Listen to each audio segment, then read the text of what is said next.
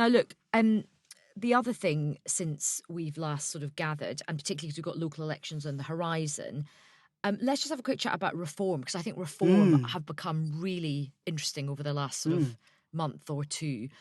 I mean, I encounter Richard Tice quite often in various TV studios. Sorry for you. But what's fascinating is that they do have a kind of real confidence about them, and they're not.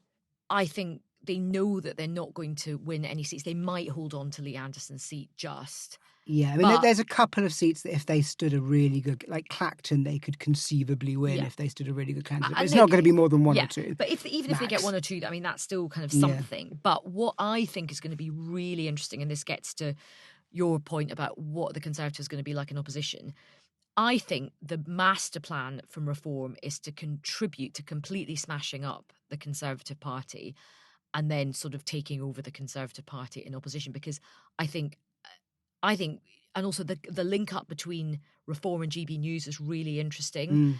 And I've had many Tory MPs say to me, the next leader is basically going to be chosen by GB News. Yeah, I mean, it does look, I agree that the plan looks like a reverse takeover.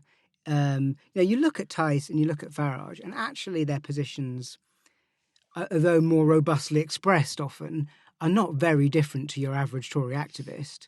You know, they're obviously anti-EU, they're anti-immigration. Net zero. Don't like net zero, low taxes, low spending. You know, they're pretty conventionally aligned with Tory activists.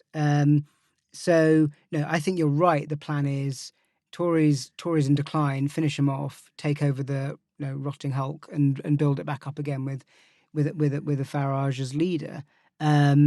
I think there's probably just enough people left in the Tory party who don't want that to happen for it to not happen, even if they do very, very badly in the election. But it's not impossible, because the sort of remaining Liberal Tories, such as they are just sort of so fed up and so miserable, and almost sort of on the verge of giving up. And if they do that, then it's conceivable. I mean, I think it's going to be fascinating to watch. I mean, I keep hearing people say, "Oh no, it's going to be the One Nation Tories that are left," but I feel like the One Nation Tories, as you say, are so small on the ground, and they feel so kind of puny right now. And I think even they are, just as you say, they're so ground down. To quote Penny Mordaunt, they don't want to stand up and fight anymore. They want to lie in a darkened corner and just weep. Yeah, and their activist base is just not aligned with them. You know, it's just not. In order to win back younger voters, who they're going to need to win back at some point if they ever want to win a majority again, they're going to need to change their position on an awful lot of things, probably including Europe at some point.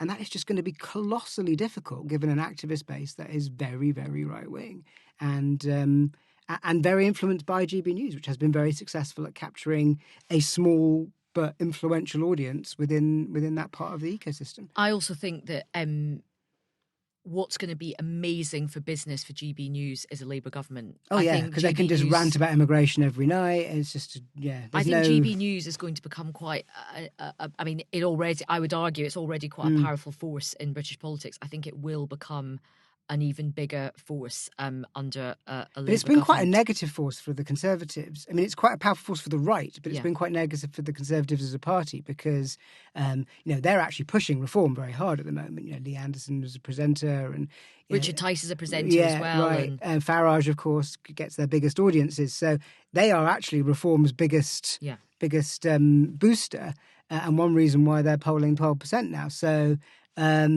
it's actually been very damaging to the Conservatives, but they will relish having a go at Labour. It's been damaging, I think, to the One Nation side of the Conservatives. But even the Conservative Party, because if Reform do very well, if Reform get anything like 12%, it's disastrous for the Conservatives. But I think there'll be a lot of right-wing Conservatives, as you say, many of them in the actual base, and even others. I mean, I spoke to a Conservative MP who said, to be honest, if Nigel Farage rocked up and wanted to stand in my seat, I'd love that. I think he's amazing. I'd happily stand aside and let him have my seat. So I do think there's going to be a very interesting realignment. Yeah, and there'll be a strong push from GB News, from the Mail, unite the right, let Farage take over the Paul Tories. Marshall might even own the Telegraph. Yeah, right, and then so they'll join in as well. So you can see how it could happen. You know, I think if the Tories have won sort of 200 seats, even 150 seats, that won't happen. If they are in that kind of 170 seat kind of area, which is possible, then it becomes much harder to fend off something like that.